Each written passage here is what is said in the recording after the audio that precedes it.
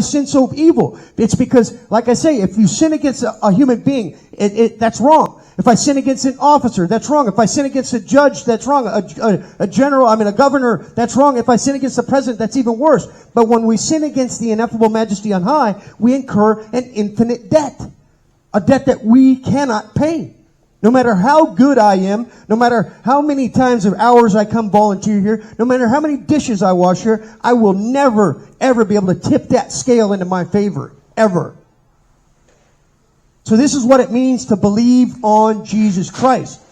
I believe Him. I believe what He said He did. I believe His Word. I rely upon His works in my behalf.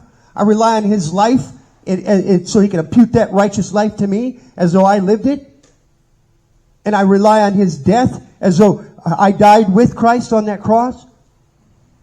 So I unite myself with Christ in faith by grace, which isn't meritorious, because these are gifts.